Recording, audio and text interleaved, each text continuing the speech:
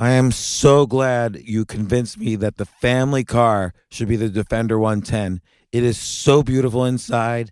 It's so comfortable, and it just feels indestructible. Yes, it really is. I've been waiting a long time for the new model to come out. The Defender 110, I'm telling you, it's my favorite car of all times. It's my third one. You know, I have stories of going off-road. The guy managed the group. He was like, what are you doing in this beautiful car? I'm like, I'm going off-road. He's like, are you sure? Because you can use one of ours. And then they look like Mad Max cars. I'm like, no, we're going to do this. And he was shocked. Wow. Well, it's great because the Defender has been reimagined for 21st century adventure, and its unparalleled off-road ability, as well as its robust interior, are invaluable whether you're headed towards uncharted territory or just a weekend of exploration. The Defender 110 tackles challenging surroundings with absolute confidence. The SUV conveys strength outside and in, featuring peerless technology like an intuitive driver display and an award-winning infotainment system. That's my favorite part, to keep you connected no matter where the journey takes you. Adventure is unique to everyone, and so is the Defender. Choose from the two-door Defender 90, the four-door Defender 110, or the larger Defender 130 with the ability to seat up to 8 passengers. You'll find uncompromising performance in all three. So pack up and go even further with the Defender 110. Learn more at LandRoverUSA.com/Defender. Sometimes it takes a different approach to help you unlock your true potential. Capella University's game-changing FlexPath format helps you learn at your own pace and fit earning a degree into your life. From before you enroll to after you graduate, you'll be supported by people who are invested in your success so you can pursue your goals knowing that help is available if you need it. Imagine your future differently at capella.edu.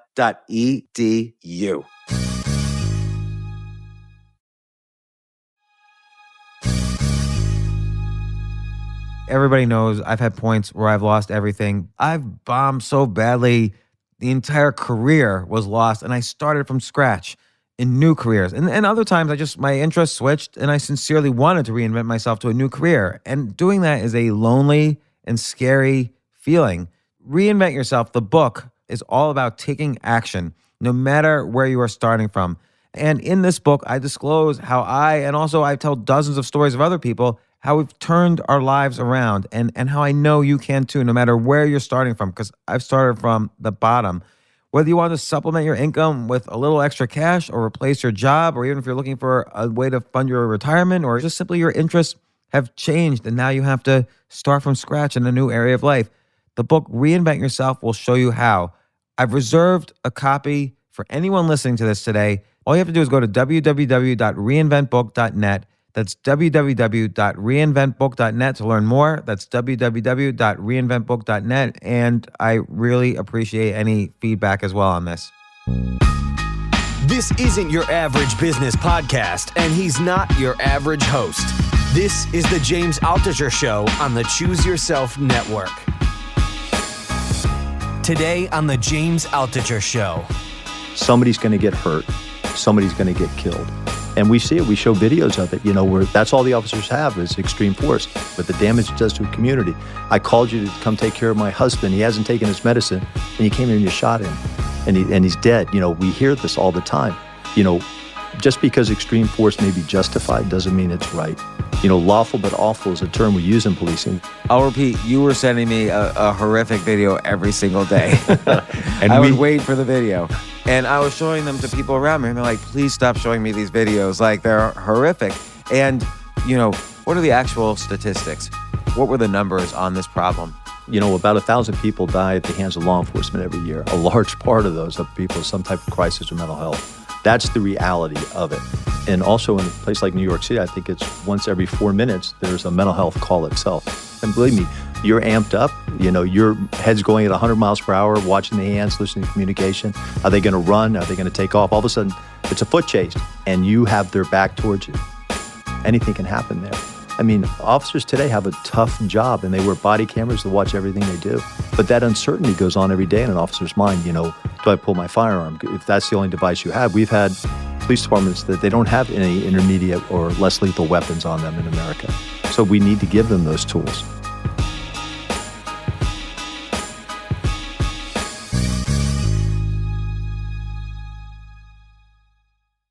this sponsor must love me. You guys must be clicking on them left and right because it is really useful. So introducing NetSuite by Oracle, the business management software that handles every aspect of your business in an easy-to-use cloud platform. With NetSuite, you save time, money, and unneeded headaches by managing sales, finance, and accounting, orders, HR, marketing, everything. It's like one big dashboard right from your desktop or phone. And right now, NetSuite is offering you valuable insights with a free guide, 7 key strategies to grow your profits at netsuite.com/James. Who doesn't want to grow their profits? netsuite.com/James. Download a free guide, 7 key strategies to grow your profits. That's at netsuite.com/James.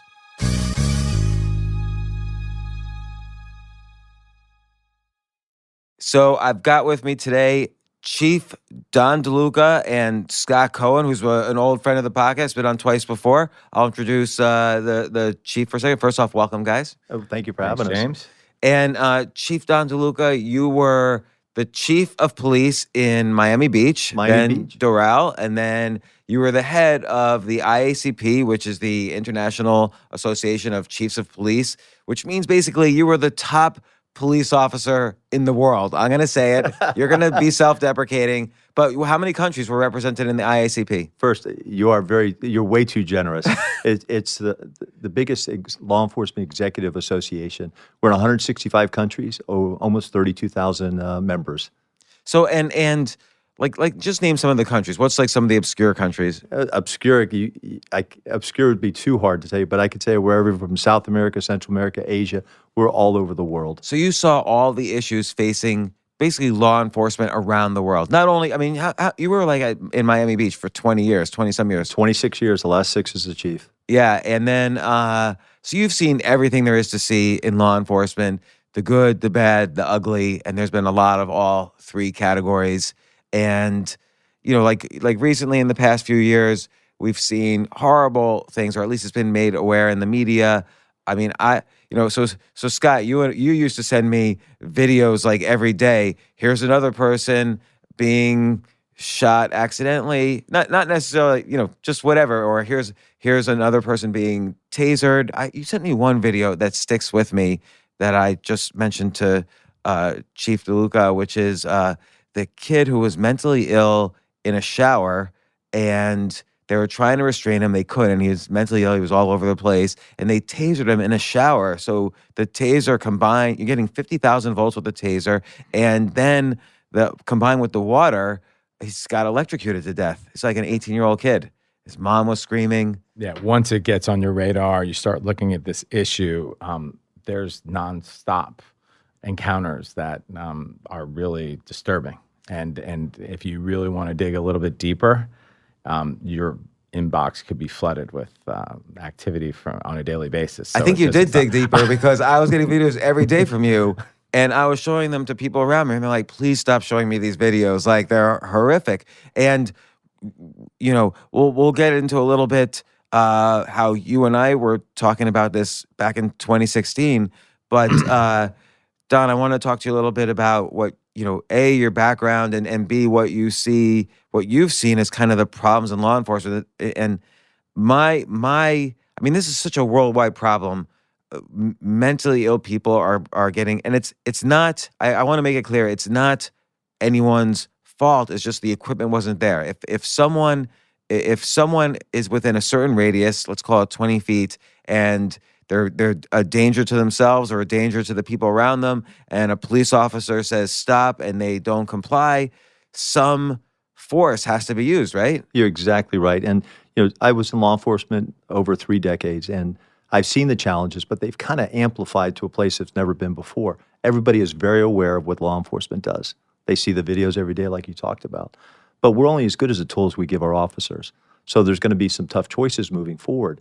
If you have a tool and it's only considered like extreme force and you give that to your officers, you're going to have these unfortunate circumstances where people are getting electronically deviced, getting hit with an ASP, hit with a pepper ball, 40 millimeter bean bags. It's just the optics are ugly. So a bean bag, when I think of that, I think of like, oh, this thing I lounge on at my home. Like you're saying that's not well, actually, if you don't mind, let me back up 1 second. Like when you first entered law enforcement, you were a cop. You probably had your reasons for being a police officer. which we can get into. But what's the worst? First off, would you wake up scared? Like, what am I going to have to do today? No, I didn't wake up scared. Large part, law enforcement's well-trained, but it's what are the tools we train them with and what are we training for? Miami Beach, I was very blessed to have a well-trained organization I worked with.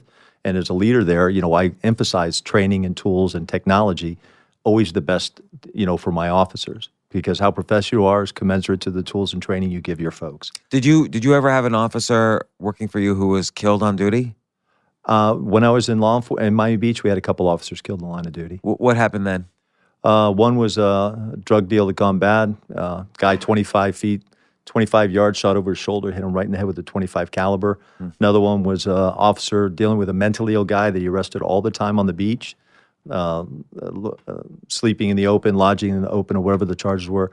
Shot him in the back of the head one day, just decided he was going to kill this guy, officer who arrested him. And this is an officer who was a businessman in Miami Beach at 50 years old. He joined the force, and very unfortunate. So, tomorrow's promise to nobody is a reality, and what the officers face today are grave. We've become the de facto social services. All the ugliness of the world is thrown at the police and say, hey, fix it. 911's the answer. You call the cops. Mental health, mental illness, things we never had to deal with. Today we're at the forefront. Yeah, domestics. We're the answer for everybody. And so when you're an officer, and I'm speaking specifically when you were an officer and you're approaching a situation mentally ill or a drug deal that you see or domestic abuse or whatever, is there a moment where you're like, you don't know anything can happen? There's always that moment where dice is being rolled. The moment between no longer and not yet, that moment of uncertainty, you don't know what's going to happen next. And believe me, you're amped up. Your head's going at 100 miles per hour, watching the hands, listening to communication. Are they going to run? Are they going to take off? All of a sudden, it's a foot chase, and you have their back towards you. Anything can happen there. I mean, officers today have a tough job, and they wear body cameras and their cell phones to watch everything they do. Right, so they're afraid to, I don't know, what are they afraid to do? With the body cameras? Well, the body camera captures everything, which is a good thing. It's good for the officers, I believe. I don't believe there's a downside to body cameras, but it's a different world. Everything they do is watched. There is no explaining later if you have a body camera. But that uncertainty goes on every day in an officer's mind. Do I pull my firearm? If that's the only device you have. We've had police departments that they don't have any intermediate or less lethal weapons on them in America. So we need to give them those tools. And so what would you say in the opposite direction? What's the biggest mistake you've seen, not just when you were a chief, but just in your entire career as an officer on the street? Like, what's the worst thing you've seen? What's the worst situation you've seen where something went bad? Well, there's a lot of situations I think where there's a lot of Monday quarterbacking or second chances, and we're not on the scene. But I realize that if all you give your officers is extreme force to use, the result you're going to get is not going to be the desired outcome every time. Somebody's going to get hurt. Somebody's going to get killed. And we see it. We show videos of it, where that's all the officers have is extreme force. Somebody gets hurt and injured. It's a lawsuit. You pay out a fortune, but the damage it does to a community. I called you to come take care of my husband. He hasn't taken his medicine, and you came here and you shot him, and he's dead. We hear this all the time. Just because extreme force may be justified doesn't mean it's right. Lawful but awful is a term we use in policing. We'll get away with it, and rightfully so, because that's the only tools we had. But now we have an option out there. We're seeing that policing has shifted, something you do sooner in a situation to restrain somebody so you can take them into custody.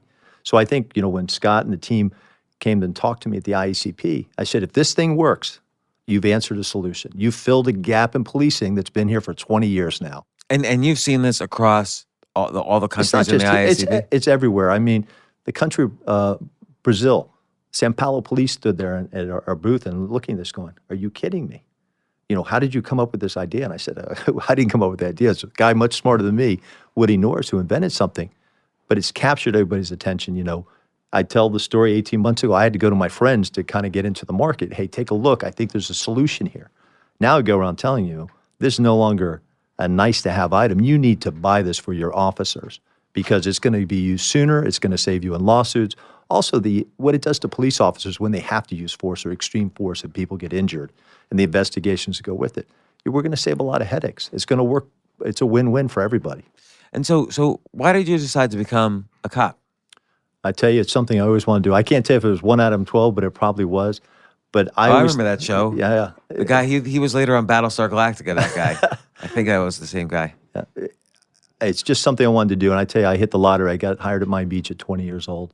Ringside seat to the greatest show on earth, a 24-hour city, and had great mentors who kept me in the bright lines to do what's right. I love policing. I love cops. And that's why I'm doing this now. This is almost, being able to advocate, for going forward. My son-in-law is a cop down in Miami-Dade, a big city, busy city. And, there was an incident down there that forced me to go to electronic devices as a young chief because a guy had a shard of glass. And he's, mentally ill in a crisis. And he ends up getting gunned down because that was the only option cops had at the time. Hence, electronic devices came into play. But now we've moved so past that to where here's something you can use right out of the box. Not being compliant, it's like taking a pair of handcuffs, securing a person for their own well-being, and you don't have to use that extreme force and hurt people. It's, Right, and also just going up to someone who's got a shard of glass waving around you. It's not like you want to go up to them and put handcuffs on them. You can't. But think about the scenario. If all you have is a firearm and they lunge to you, you're going to use your firearm. And there's, listen, there's distance and a lot of things that go into these decisions. I'm not saying the firearm's not the right tool. Well, what about one of those nightsticks? Nightstick, you're going to be close. If they, it's proximity of the person, there's rules of engagement, and there's a lot of training that goes into this. But anytime you can give an officer time and space, and a second officer, a third officer have a lethal component to it, somebody there covering you, and you can use a non-lethal, it's great. And a nightstick doesn't look good on camera. So back to the example of all the videos, you're seen with a video on you, whether it be somebody walking by or a police camera, and sees someone beating or using that nightstick in an inappropriate way, that could lead to a pretty big litigation. What do they do in the UK, right, where there's no guns? Well, they have nightsticks. The gift of conversation hopefully works. But when somebody's in a mental health crisis, it's a much different ballgame. There's people that suffer from autism and different types of things. I mean, how do you secure them properly that's going to be acceptable? This is a challenge, that we have in policing is you take a kid who's 20 years old, never been to college, you send him to academy for 6 months, and here's the world ills, go deal with them. Every day, like you said, dynamics change like this on a call for service. And we can go back over the years. There's obvious choices of the tools you need at a certain time, but I'm just here to advocate for it. If you have something like the BolaWrap on your belt, and you can use that to secure somebody before you have to go to something with pain compliance, we win. We win. So I'm curious, and I want to get to that, but when you were the chief of police at Miami Beach, then Doral, and then how did you make the leap to basically being the chief of the chiefs of the world? So in between, after Miami Beach, I went to a town called Golden Beach, a great community on the water side just up from Miami Beach, and I was interested in serving the ICP at another level. So I went to them and I said, I'd like to run for presidency, the fourth vice president. Will you support me? Because there's travel involved. And Mayor Singer and the city manager and the council were absolutely great. Don, go do it. And I mean, they launched me and traveled the country. I had to go see state associations, had to go international, get my name out there, and I won the election over another person. And then just as you went up the chairs, you started to see the responsibility that there is in policing.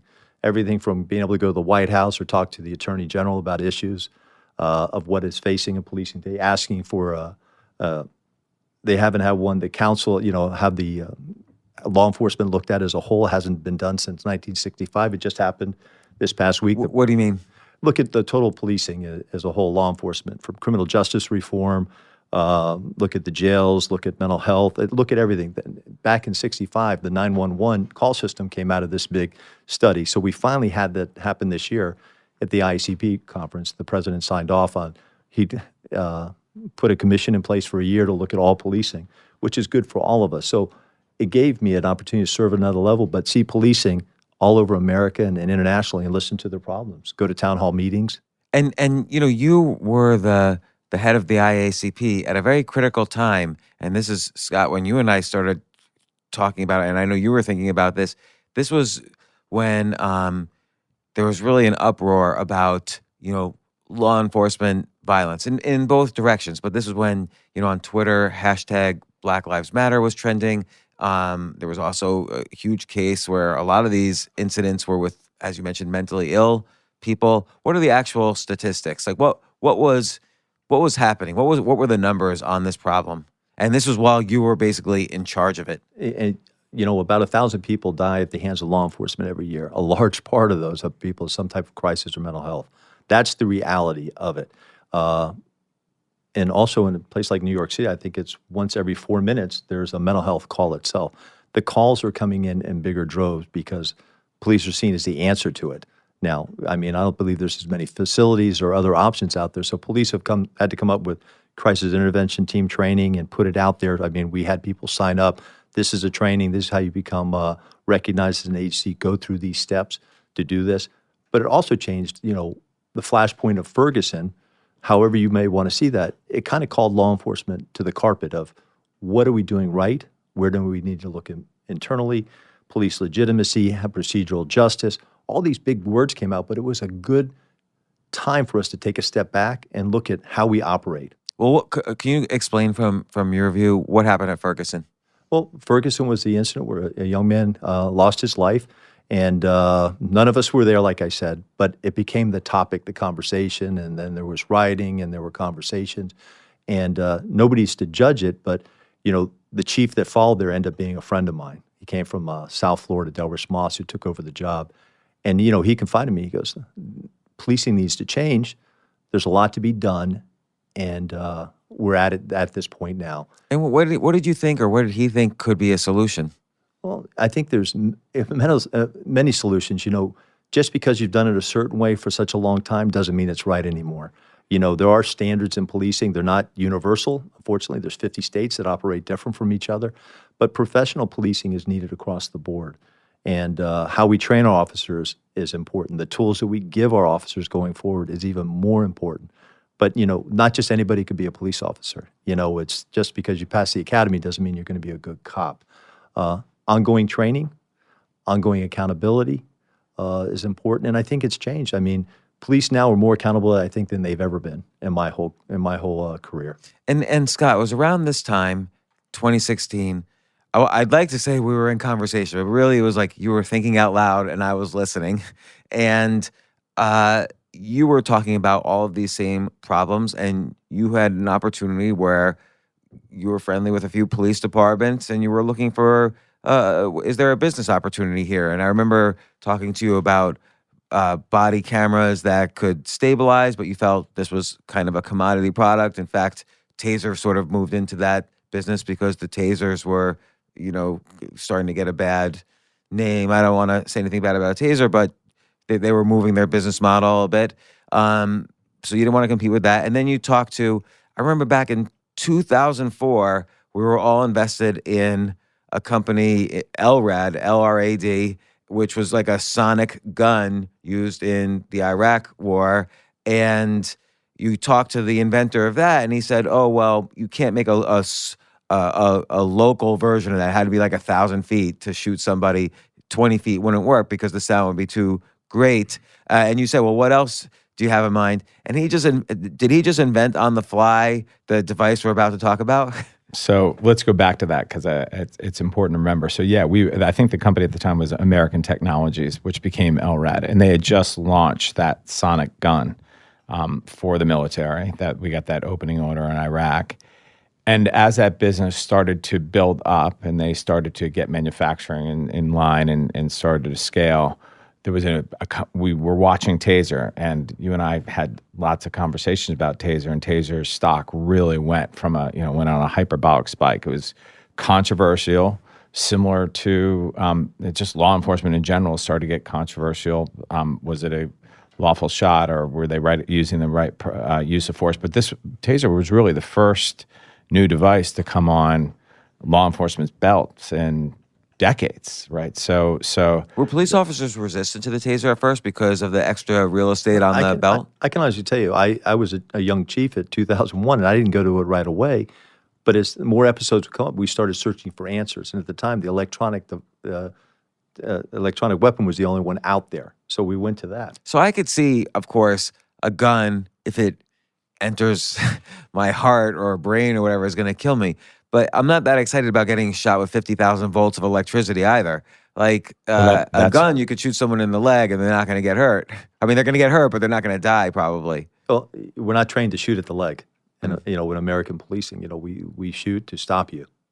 James, when we had the sonic weapon, there was talk to go to a handheld, and we mainly because we were watching what Taser was doing, and we felt that was clearly a good fit, and it was resonating with police. It was just really starting to catch on. I think it was 03, 04, and the stock started really to make a move where it had that 5 to 105 with lots of volume and just interest, and that's started thinking. And I remember having the conversation with you and Woody.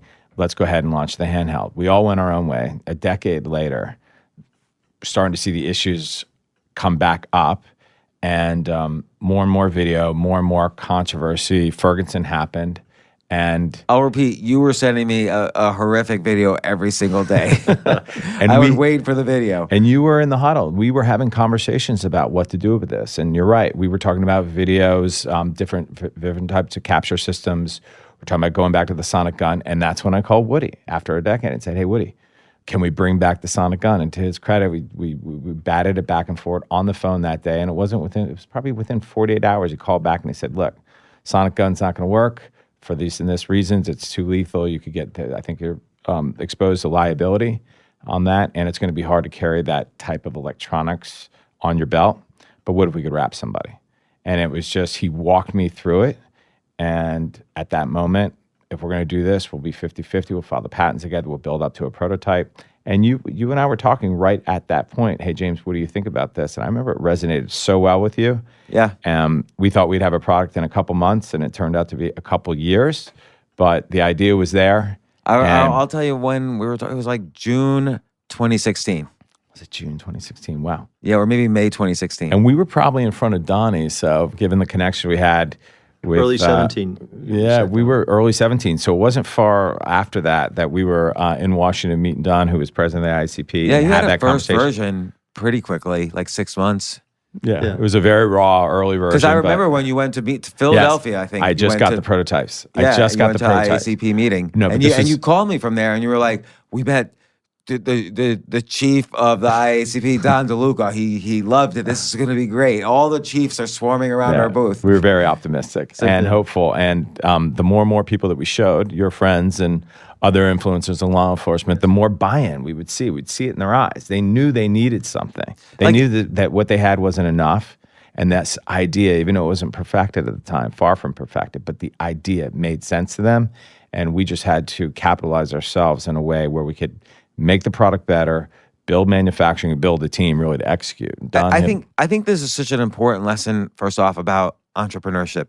There's a lot of people who say, I want to be an entrepreneur, and what's hot right now? Oh, I'm going to make a new app that Google will buy, and some stupid dating app or whatever. But here's a case where, Scott, you've been an investor and entrepreneur for a long time. Don, you've been in the police for like 30 plus years now, or so. You, Scott, you had connections with, first off, we all were talking about the problem that the entire nation was talking about, which was A, hashtag Black Lives Matter, and B, the number of mentally ill people that were, swept up into this as well. All the problems that were happening, in every single city with, law enforcement was at this edge. Like Don, like you said, there was rioting happening. There was anger in the population.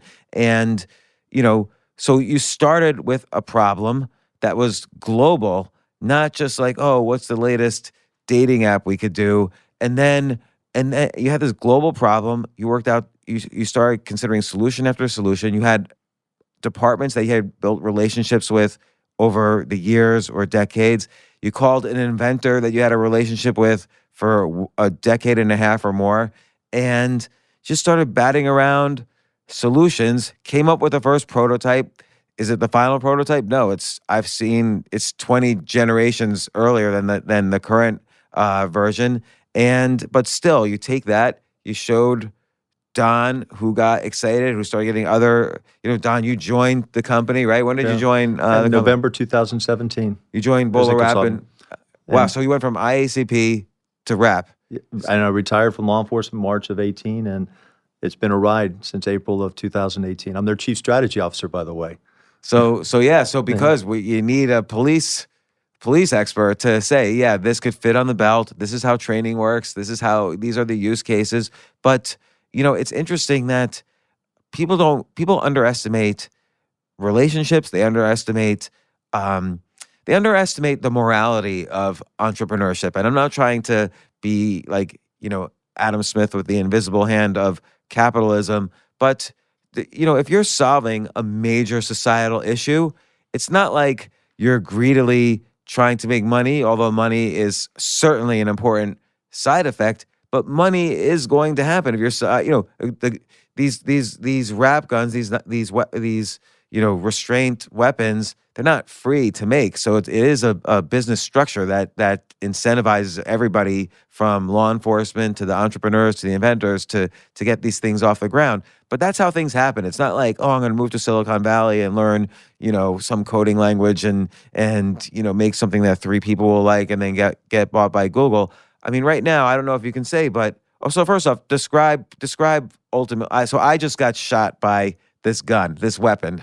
Right before the podcast, Chief Don Deluca, thankfully one of the clearest shots in the world, probably, but actually even not necessarily. You shot me. I wrapped you. You wrapped me. I like to say I was shot, though, because it sounds cooler. That's probably the only time I get to ever say I've been shot. That's what I should have yelled out at the end of the video. But I was just about 8 to 10 feet from you. You aimed this laser at me, and then the next thing I knew, there was a bullet-like sound, and then the next thing I knew, I didn't see it, but I was completely wrapped. I tried to struggle. I tried to move my hands up and down. I tried to move. I was completely wrapped by this thin Kevlar steel cable that had hooks into my clothes. Worst case is you ruined my jacket, but that's okay. Wrap will pay me back for that. But yeah, so we'll describe what the weapon is. So it's a device that discharges an 8-foot Kevlar cord, 360-pound test, with 2 tethers on the end with little like number 10 fish hooks. It leaves the device at over 500 feet a second. So from the time you hear the bang, it's on you. There's a line laser that's on there. So wherever I put that line laser is exactly where that tether is going to go. And the big thing for us is the sound. It's a distraction. I don't care what anybody says. The line laser itself has had people out in the field give up right then because they don't know what's coming next. They've never seen the device. Wow. It's a device you would hold in a non-threatening manner, very low, not like a firearm. It's very, it's very unassuming. But what happens next is what distracts the person, and that's what we're looking for because usually somebody's in a crisis or they're not being compliant, and we don't want to use pain to take them into custody. So you saw from the moment that bang is, next thing you feel you're secure. And then within a moment or two, the officers are going to be around you, pulling your hands behind you, securing you, maybe bringing you to the ground, taking you into custody, getting you to a mental health facility without injury. Let's say I was moving or even running, so it's hard for you to accurately put the laser on me. Well, not really. I mean, training is a benchmark to everything, how professional are commensurate to the training. So the end users get ample training in the device. If you're walking away, I can wrap you around the knees. If I wrap you once and I need to wrap you a second time, 2 seconds later, I put a wrap around your legs. You can use this device more than one time on somebody if you need to secure them. Especially most calls today, there's multiple officers that show up. Just recently in California, and police department had a mental health call where a guy is stabbing himself. This happens everywhere in America. A person in a mental health crisis is hurting themselves or injuring somebody else. In the middle of doing this, the officer shows up, takes out the wrap device, discharges it, secures the person, they drop the knife, and they take him into custody. A couple weeks prior, it was used as a part of one of several tools to secure somebody who stabbed somebody and was stabbing themselves. So this idea of it's police suicides, meaning suicide by cop. Suicide by cop. So somebody who's wants to commit suicide but doesn't want to do it himself, wants the police to do it, will start acting up, doing something that forces police to take action. And like we said earlier, if you're within a 21-foot radius and the police gives you an order that you disobey, the police previously has had no other option other than to use some sort of force. Like you either have to restrain them physically or taser them, shoot them, I don't know what else, hit them. There's so many things that take place in the suicide by cop. But if you have multiple officers there, obviously you're going to have lethal cover in case the person has a firearm or they start charging you. But the BolaWrap could be used early on. That's the bottom line. And if you can distract the person enough and secure them, it's a win-win. So it's a tool, and I think this is what's instrumental for law enforcement, and the leaders get it. The leaders in policing have come a long way in the last 20 years. Policing is a profession here in the United States, I tell you. They see the value in this. And I believe, where we sit today, and I believe that, where we covered and where we're going is a phenomenal story. Let's stop to take a quick break. We'll be right back.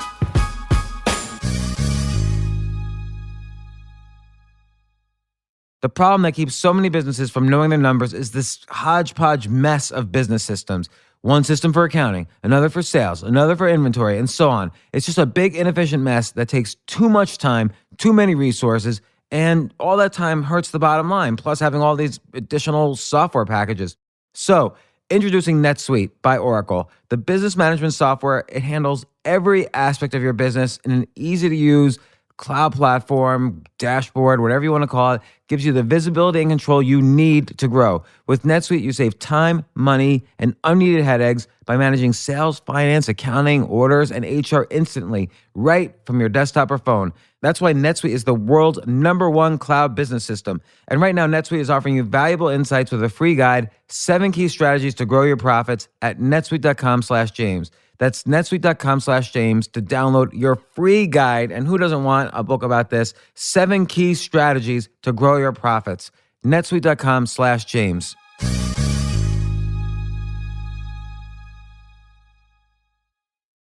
Whenever I have a business, some of my workers are hourly, some are full-time, some are part-time, some are contractors, some are full-time employees.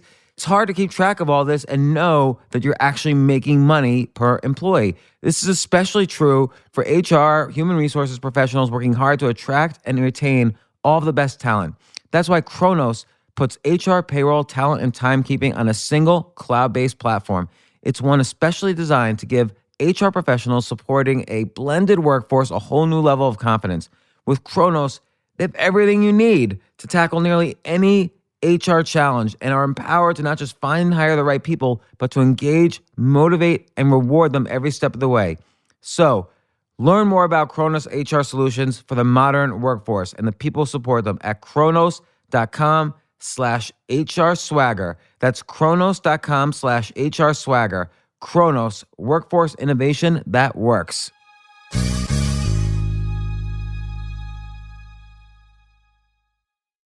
Like what would have happened to that guy who was stabbing himself that you used this BolaWrap weapon and you restrained him, the steel cable wrapped around him, and then Kevlar cord. It's a Kevlar cord. A Kevlar cord, and you then rush him and put the handcuffs on, to extra secure him. What would have happened if in that situation if you didn't have the wrap gun?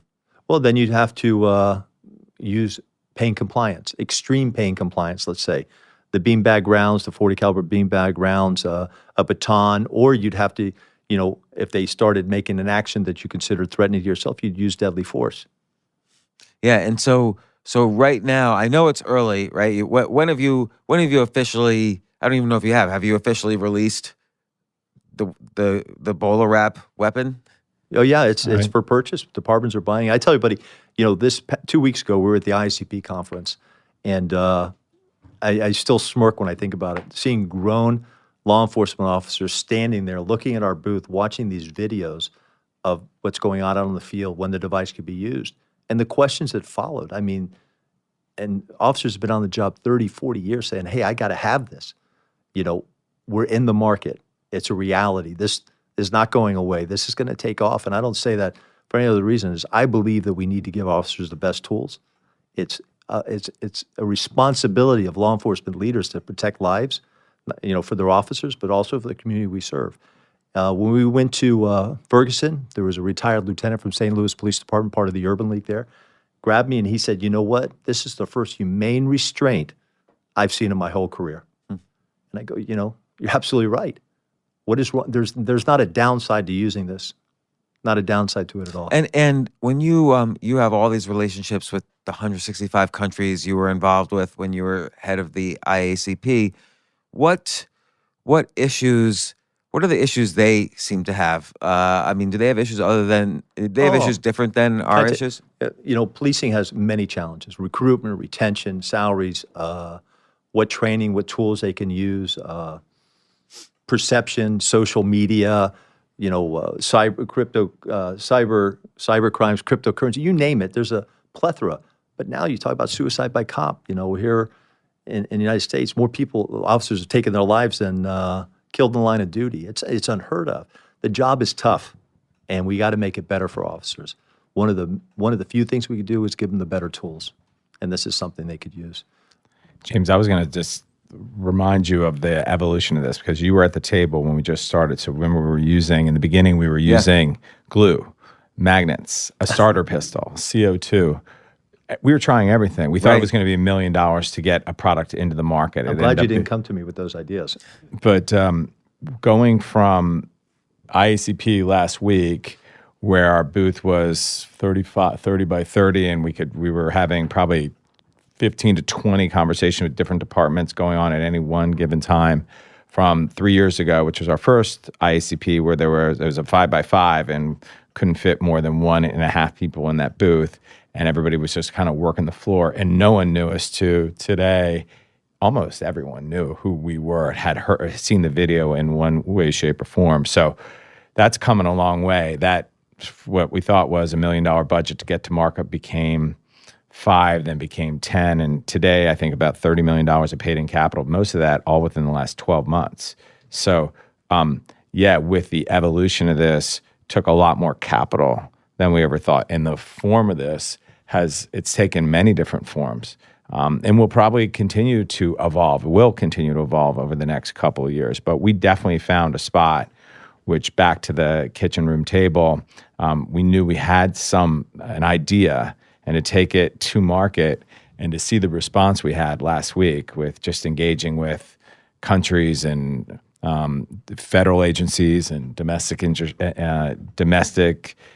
departments in every state, just felt awesome. So let me ask you about that evolution, though. Like, you tried, and I remember this when you were going through all the different iterations, but what would and this is, again, an important lesson about entrepreneurship.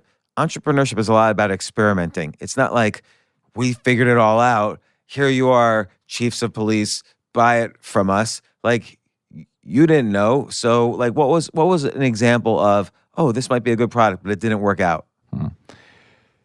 I would say, you're talking about with the evolution of BolaWrap? Yeah. I would say probably the form, we were originally trying to go with CO2. It was just a lot easier, a lot cheaper, and we just couldn't get it to wrap. What does it mean, like CO2 as the gunpowder, basically? Yeah, we were in lieu of gunpowder. Yeah, that was the drive factor. So similar to like a BB gun to build the pressure and shoot. So a lot simpler. It would have been a lot easier. Wouldn't be considered classified as a firearm. And we could probably be in the market much faster. The only issue is it just wasn't getting enough force, enough power to have the Kevlar wrap. And then, of course, we played with what would be on the end of the Kevlar to secure in. We needed some kind of hook. So we went to all different types of hooks. 3 hooks before. Yeah, and before that was like the magnets and the glue. So lots of experimenting, a lot of capital, bringing smarter and smarter people to help us solve that problem. And in the end, it's about capital and people. You have to have the right people. They have to believe. They have to be aligned. Woody, I had just a wonderful relationship with him going back 15 years. And to bring Donnie and Mike and all the others to the table, and there was a sense of trust, a real desire to win. And so, again, it's not like it's so different, I think, from what the classic mythology of being an entrepreneur is. Like, you mentioned the people. It's so important. They had you, who's put together so many companies. Don, 30 years of police experience. You bring him on board after he is running the whole international, chiefs of police. You brought on, Woody, who invented this critical gun used by the U.S. in a war. Tom Smith from Taser, right? Wasn't he the founder of Taser? Yeah, co-founder of Taser with his brother. I can also, what's important is, My counterpart, there's our CO, Mike Rothens, was the assistant sheriff, LA County Sheriff's Department, 18,000 officers. I mean, his scope and understanding of force and use of force can't be touched. But what Mike did next, I think, is instrumental. Our foundation behind us is real. He went out and found the best trainers in law enforcement. Some are firearms, some are tactical people, and said, I want this person. And he went to Lee Leatherman, and I tell the story all the time. I sat there, Lee, this is what we're looking to do, but we want the best. And from there, we have a cadre of master trainers now that are, and I've been in policing, I've never seen anything like this team, that go out and train other trainers. And now we have, I think it's over 500, trainers for departments out there. How this has unfolded in 18 months blows me away, but it was very strategic. It's not that we put this in the hands of anybody. We take great pride in and I take great pride in seeing who's in this. Rick Gilbo was the former head of all training for Taser, jumped on board because he saw this fills a space and answers a question that's been asking, how can we do our job better? And he's put together master trainers and senior master trainers. So it's cops who really care about the profession, and the foundation is built right, is what we've seen here. And it's only going to get better. And the importance of training is that, or trainers, is that when you hand this over to a police department, it seems like they have, assuming they buy into the need for it, they buy into the sale, they see it being used in other departments, they see that it works. They now have two big issues from what I've seen, because I've also talked to police departments and did, my own research. A lot of times the real estate on the belt is full. They have to figure out what to take off the belt. Like you said, when you first started, there was just handcuffs, a baton, and a gun, and then later a taser. But now I don't know what else they have, but they have they have bean bags, they have this, they have this, they have this, pepper spray. That's an important question, and I put it out there all the time. Executives need to make a decision. What is on your belt that you no longer use? I went to a PERF conference back in February with David Norris, our CEO, and the discussion was there is we no longer use gas, the overspray, people contamination, the optics of nightsticks. It's on our belt, but we don't use it unless we need to break a window. So there could be space on the belt if you so desire, but officers now wear outer vests. You can put the clip on, you can stick it in a pocket. The device is small enough you can almost carry it anywhere on you. But chiefs need to make decisions what they need to have and what's nice to have. And I think there's things that are nice to have on your belt that can be removed. But it's not just chiefs that are making those decisions. It's also coming at the highest level in the cities. There is pressure to find a tool that's less lethal. So there's pressure politically, obviously, but also financially. Liability-wise is huge. We talked to multiple AGs and from some states that are encountering huge use of force issues with large payouts, tens of millions of dollars a year, up to hundreds of millions of dollars a year. And they need to lower their risk profile. They can't go on with this type of litigation trail. It's becoming way too cumbersome. So they have to find another solution. One of the AGs told me it's a liability litigation tool. It's a liability reduction tool.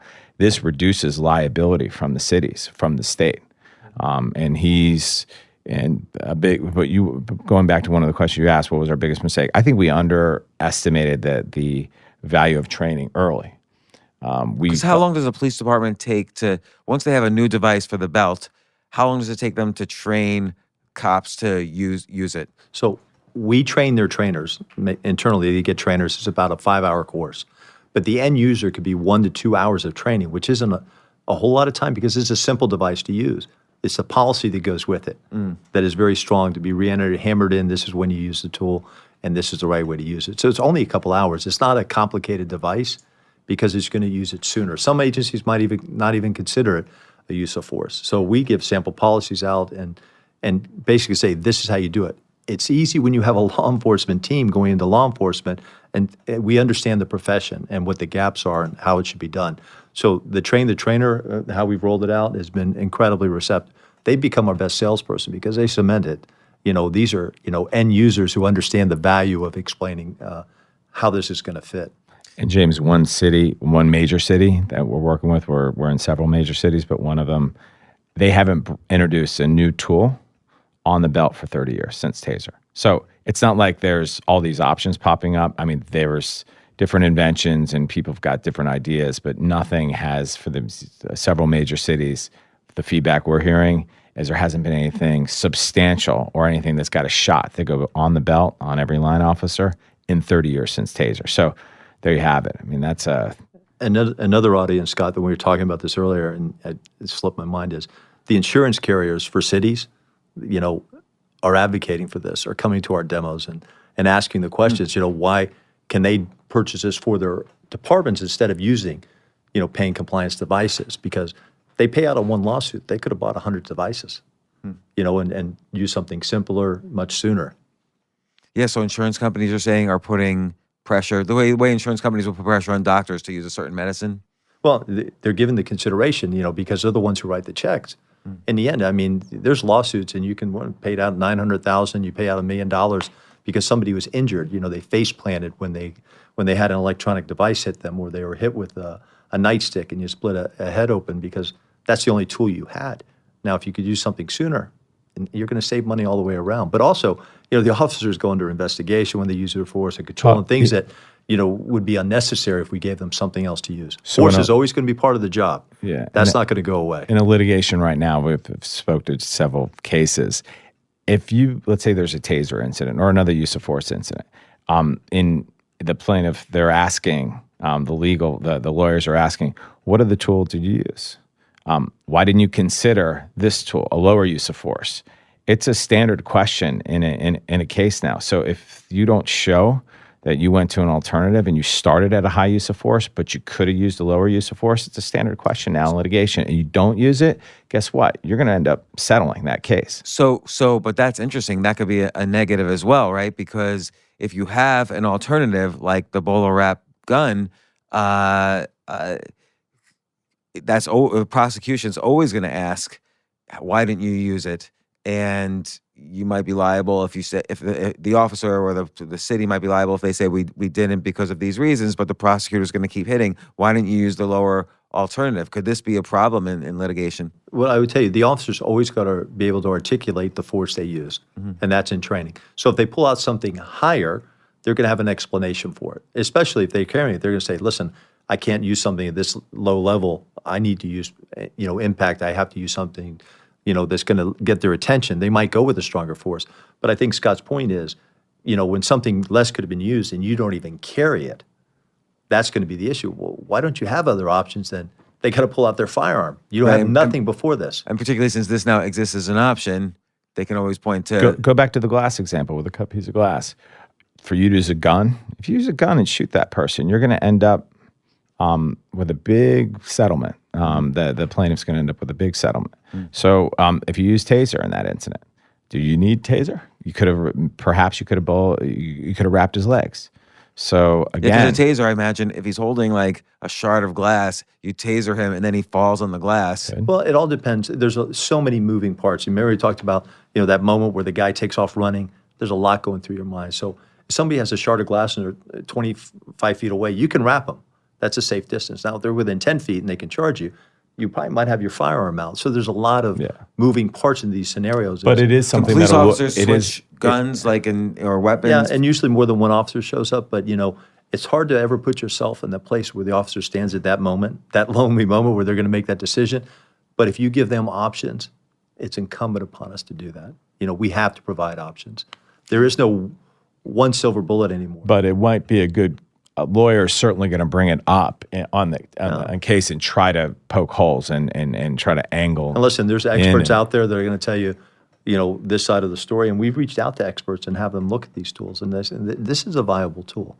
It's going to save lives, and there's no doubt about it. It's not the answer for everything, but it is an answer for every officer to carry this thing. I think there's enough justification. And why do you think? I was surprised when I saw the announcement that. Tom Smith, the co-founder of Taser, was moving over to Wrap, and he's the president of Wrap now, right? Yeah, he is. So why do you think he did that? Like, what did he? Or can you say what he said to you? I think he looks at what's happening here as early days at Taser, but with a couple differences. One, they had a lot of heavy lifting to do. They created this category of at the time it was non-lethal, and they moved to less than lethal.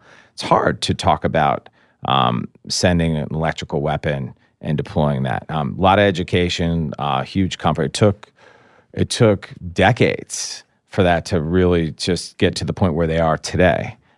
So a lot of the heavy lifting done now as a result of social media, as a result of all these videos where the juries are deciding or the communities are deciding if that was a proper use of force. There's now a cry for something else. So it's the public speaking to us. And it reminds me again of both of you, right? You both have had distinguished careers. Scott, I know you could have retired long ago on many, many companies that you've started. Don, you were chief of, you hit the pinnacle of what a policeman does. And then you went further than that. You became the chief of the International Association of the Chiefs of Police. And Tom Smith, obviously, he could have retired on taser. It just shows again that it's not about, of course, entrepreneurship is about making money, but this is, I mean, how big of a problem is this? 1,000, not only do 1,000 people a year die through some, whatever mishap in law enforcement, but around the world, there's issues. And then you see store security, campus security. Campus security always really bothers me because you never hear numbers about what happens in a campus. Like, they kind of keep it secret. Private universities, you won't know. But this is a global issue. It's just not us in the United States with 18,000 police departments and almost 1 million cops. This is all around the world they face this challenge. How many police departments are around the world?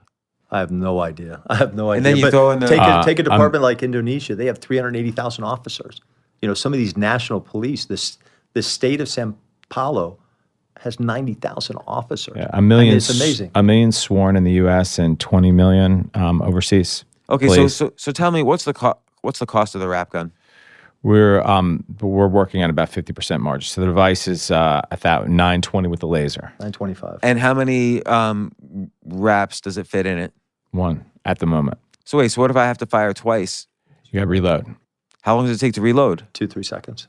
That's it? That's it. So you're trained to take it out of your pocket, fire it, instantly reload. You can drop the cartridge, stick another one in just like that. And you have the cartridges on your vest? You have it on your vest or on a pouch that you could drop it in.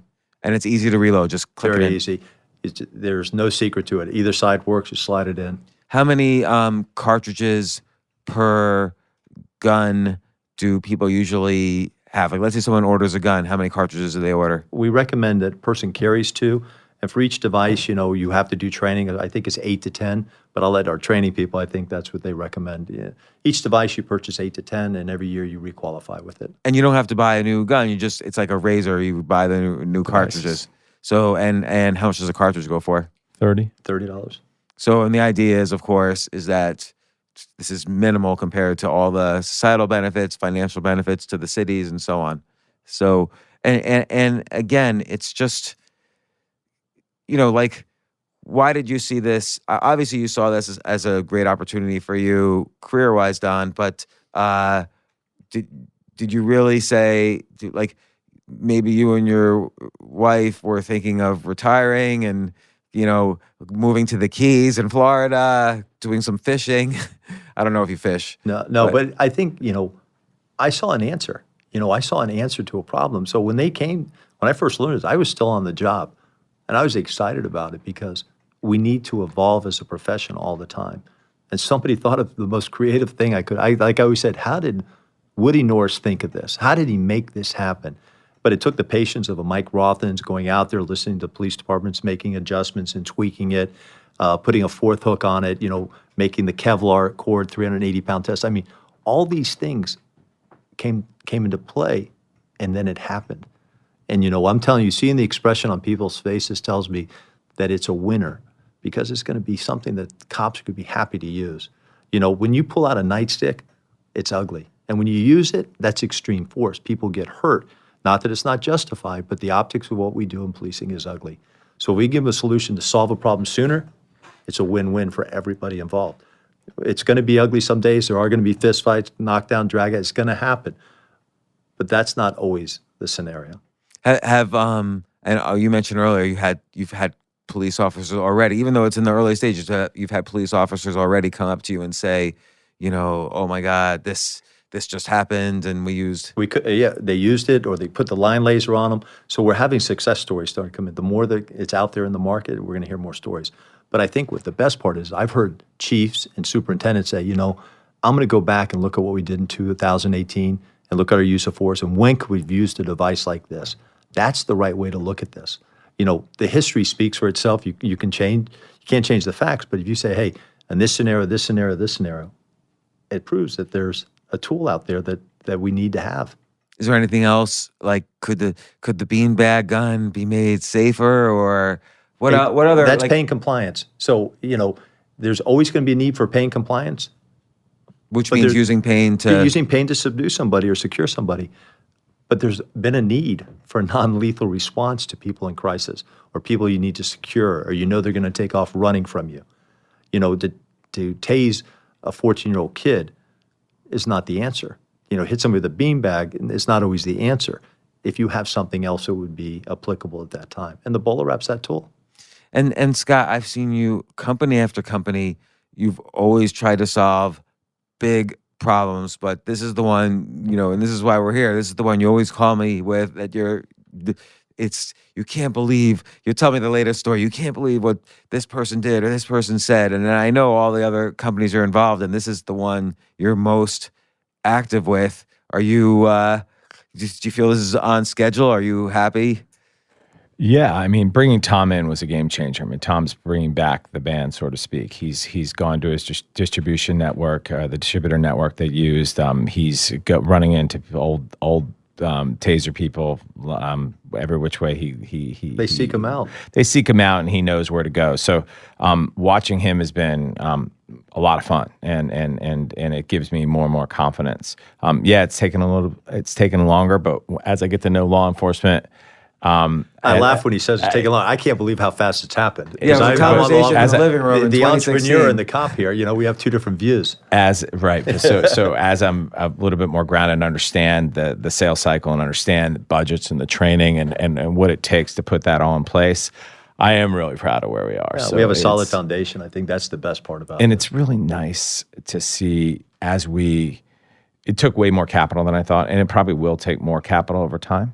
But it's nice to see how we're thinking about complementary products and complementary training and partnerships that I think could create more of a uniformed, holistic approach where we can be solving training and training issues at the same time as we're launching this device.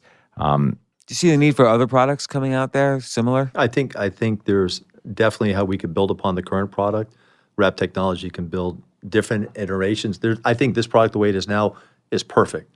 But I think there's other things that are in the works, and they're going to keep evolving. That's going to make us more robust with answers. Can you say what? No.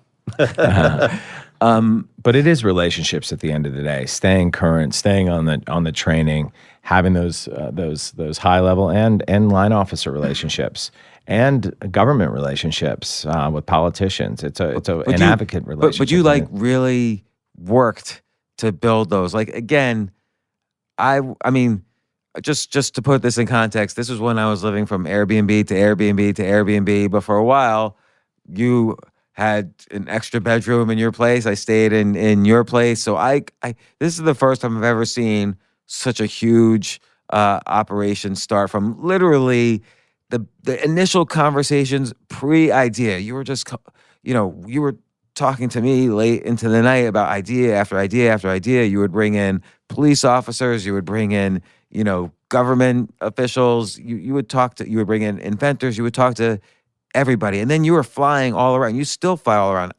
I say no to flying around. If someone says, Scott, can you fly to the middle of Iowa tomorrow? He's there. Just get on a plane and go there. I would, in 100 years, never go there. And I don't know why you do it, but look, this is an important thing. So, BolaWrap Technologies is Wrap Technologies, rather, the guns BolaWrap, and WRTC is a public symbol. Where do you see this in 10 years? I see this in 10 years, I see them in the next few years. This is part of policing. This is one of the tools. I'm excited about the future, where the company is going to think of next with the minds of a Woody Norris and the team we have with the Mike Rothens and Rick Gilbo, the professional trainers and leaders in policing that are respected. I think we're going to be the brand that everybody follows. I see us also extending into different markets. I see us in military around the world, perhaps drones, security, schools, maybe even possibly at the home. So this could take many different versions. It's this platform and team and capital base that we've got now that is really scalable, and that's. But wait, I'm gonna take a little credit for one of the things you just said. Not credit for any product development or anything. I have the idea for drones a couple of years ago, because you could have you already see the potential target. Let's say a terrorist about to blow up a shopping market or whatever. Obviously, you would do anything to take this terrorist down. But a gun might be dangerous because you might ignite whatever he's carrying, whereas, a drone swooping in at, high speeds, and then the wrap would incapacitate him without, hurting anybody around him. Well, I remember one of the first things you were pitching, thought we should focus on was the wall. Which one? Border. And without having to build a wall, you could do you could help the border police by basically using drones to. Again, there is illegal immigration, and you could use drones to keep an eye on and then wrap until police arrive. But we're getting a lot of interest from we have a lot of interest from the federal police. I'll just leave it at that. We're on high speed right now with the interest that's coming to us, and it's a matter of us working with our distributors, getting out and showing this device to as many people as can. The requests are there. Like I told Scott at first, I had to ask the favor, can we show you something? Now they're knocking on our doors, but the federal agencies have a great interest in this. What keeps you awake at night? Honestly, I can't wait to go to work the next day. This is so exciting for me, and I've never wanted to live on a plane, but I can't wait to get to the demo tomorrow, and that's how I feel, because I know what the response is going to be. I know that we're going to save lives. I sleep well, but I know this is going to save lives. That's the bottom line. And Scott, what keeps you awake at night? Yeah. Well, I don't sleep well, so that doesn't. But you're going to help me with that, yeah, right? Because I think you travel too much. I think you probably look at screens too late. I think you probably eat and drink too late. It's just not that you drink that much, but I got some bad habits I need to clean up. Before it was capital. I was just worried that we weren't going to have the balance sheet in a position. So that was stressful a year ago. This is only 12 months ago we brought in that first that big chunk to 13 million.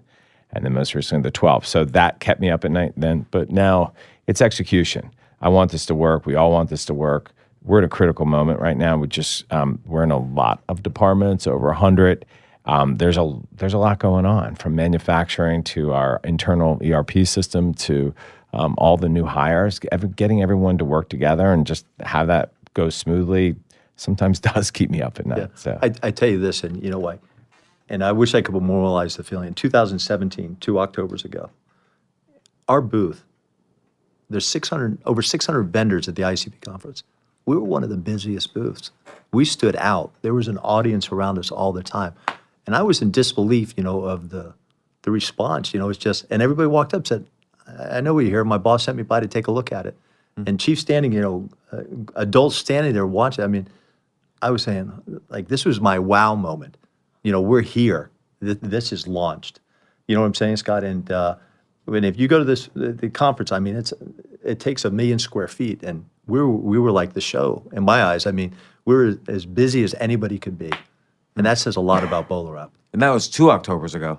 2 Octobers ago, we were new and just a small booth, but this time we were like the show. We were Grand Central Station, and I thought it was the coolest thing to be part of.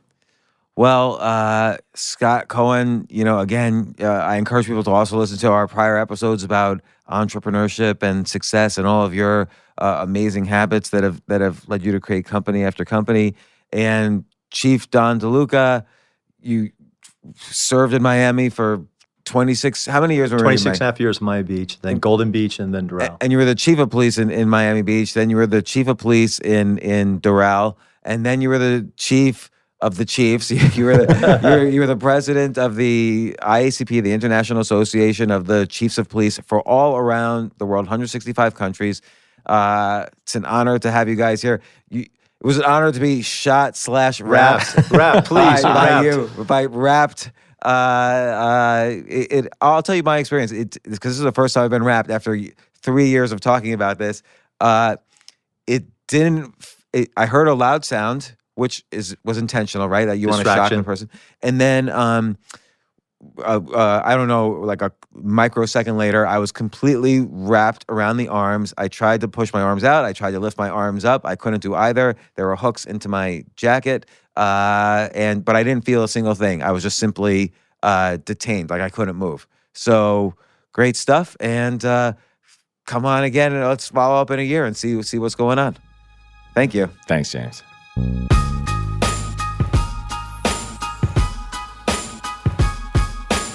Hang on. I want you to have a copy of what I think is one of my best books, Reinvent Yourself. Everyone is reinventing. The world is reinventing. Right now is the greatest opportunity you will ever have to create the life that you want. And after talking to hundreds of people and reading over 2,000 books trying to figure out how people reinvent their lives to achieve their dreams, I learned all the techniques that really helped master a new area of life, to get good, to get successful, to thrive. I'm excited about what this book can do for you, and you should be as well. The next step, claim your copy before they're gone. Just go to www.reinventbook.net to learn more. That's www.reinventbook.net.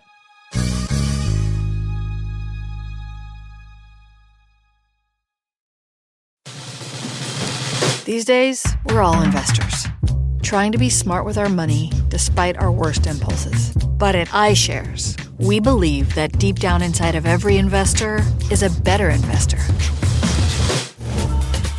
One that's just waiting to be let out. Explore iShares ETFs and insights and let your best investor out. Visit iShares.com for more information.